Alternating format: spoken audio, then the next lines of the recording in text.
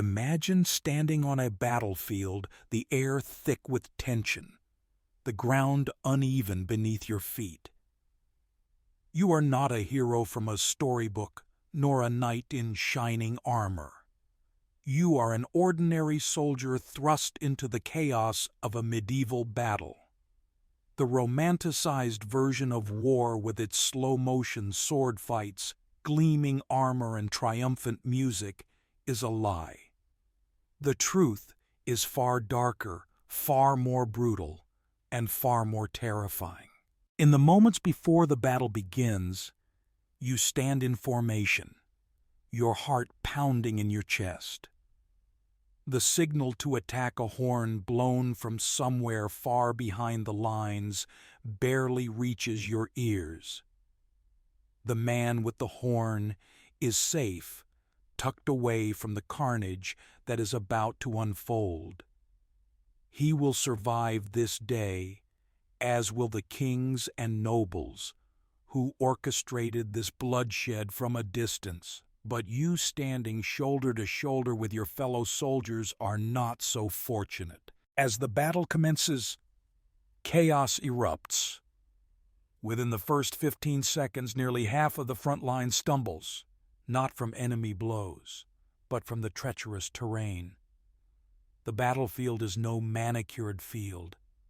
It is a muddy, root-strewn mess waiting to trip you up. You watch as men fall, their cries of pain and frustration swallowed by the cacophony of war. There is no grace here, no elegance, just the desperate struggle to stay upright. You do not charge forward like a hero. Instead, you shuffle your legs weak from hours of standing in formation, your knees trembling with fear. The man beside you breathes heavily, his breath reeking of garlic and terror. There are no breath mints in this era, no way to mask the stench of fear. The air is thick with the smell of sweat dirt and the metallic tang of blood yet to be spilled. Everyone around you is shouting, but the words are meaningless. Most men scream not out of bravery, but to drown out their own terror. Studies of combat reveal that nearly 70% of soldiers make involuntary noises in the heat of battle, sounds they cannot recall afterward. If you could translate those medieval battle cries, they would likely amount to little more than a plea for survival. Please let me live. I regret everything. Then the first blow lands. An enemy slams into your shield and the impact reverberates through your body. Your ears ring. Your arm shakes from the force, and you wonder if the tremor will ever stop. The noise is deafening. Not the heroic clash of swords, but a wall of grunts screams and the sickening thud of metal meeting flesh. Your world shrinks to the few feet around you, your vision narrowing to the terrified eyes of the man opposite you. In that moment, you both understand the lie of glory. Whoever sold you the idea of honor in battle deserves a special place in hell. This is just the beginning. If you survive the initial clash, you will face the next brutal reality, the crush of bodies. Medieval combat is not a duel of skill. It is a violent, suffocating scrum. There are no one-on-one fights here. Instead, men gang up on each other 5 against 1, because survival trumps sportsmanship. Knights do not follow a code of honor. They follow the primal instinct to live. The press of bodies is so tight that you can barely move your weapon. There is no room for grand sword arcs, only awkward jabs and desperate thrusts. Your sword, if you even have one, is rarely the killing blow. Most fatal wounds come from above, downward strikes to the skull or neck delivered when someone falls and others pile on. The strategy is simple. Kick them when they are down, then kick them again for good measure. The pommel of your sword, that heavy metal knob at the end of the handle, often proves more useful than the blade itself. You grip the blade and swing the handle like a hammer, a technique known as the murder stroke. It is as honest a name as any in the history of warfare. Your helmet saves your life, but it also traps you in a metal oven. The sun beats down, and the temperature inside your helmet soars past 100 degrees. After 20 minutes, your vision blurs not from blood, but from heat exhaustion. Many fighters die not from wounds, but from the relentless heat. You are in essence fighting inside a portable sauna while people try to kill you. If you fall, you have seconds to get up. Not because of some rule, but because the boots of your comrades and enemies alike will trample you. The ground is slick with blood vomit and mud. Many bodies are found face down, suffocated in inches of filth, their deaths slow and undignified. Wounds come from every direction. Your armor might stop a sword from the front, but what about the man behind you, or the one to your side? In any given minute, you are attacked from at least 3 different angles. Your head spins trying to track the threats, but the real goal is simpler. Keep your head from being cleaved off. The weapons of medieval battles are not the gleaming masterpieces of museum displays. They are rough, brutal tools designed to tear through flesh and bone. Battle axes, for instance, are little more than modified wood-chopping tools. They are effective, swing hard, and physics does the rest, but they often get stuck in shields or rib cages. Many axe wielders die trying to yank their weapon free, a frustration akin to your phone dying at 99% battery. Spears are the most common weapon used by up to 70% of some armies. They are cheap, easy to make, and require little training. A simple wooden shaft with a metal point can keep your enemy at bay, but in tight formations, they become a hazard. Many soldiers are poked by their own allies' spears, a painful lesson in battlefield awareness. Maces are the answer to plate armor. As armor improves, swords become useless. The solution: crush the armor inward with a heavy metal ball on a stick. It is simple, effective, and terrifying. Church records note that many knights preferred maces because they did not technically shed blood, thus avoiding religious restrictions. Medieval logic at its finest: I cannot cut you, but I can turn your insides to mush. God approves. Swords, despite their cinematic glory, are rare on the battlefield. They are expensive, requiring skilled craftsmen and years of training. A good sword costs as much as a small house, and they break frequently. Many battlefield swords show signs of multiple repairs. Nothing ruins your heroic moment like your sword snapping on the first swing, leaving you with an overpriced metal stick. Then there are the improvised weapons farm tools turned into instruments of death. Flails, pitchforks, even sharpened shovels are common among peasant armies. Up to 20% of common soldiers fight with modified farming equipment. These makeshift weapons are surprisingly effective, if only because no one expects to be killed by a gardening tool.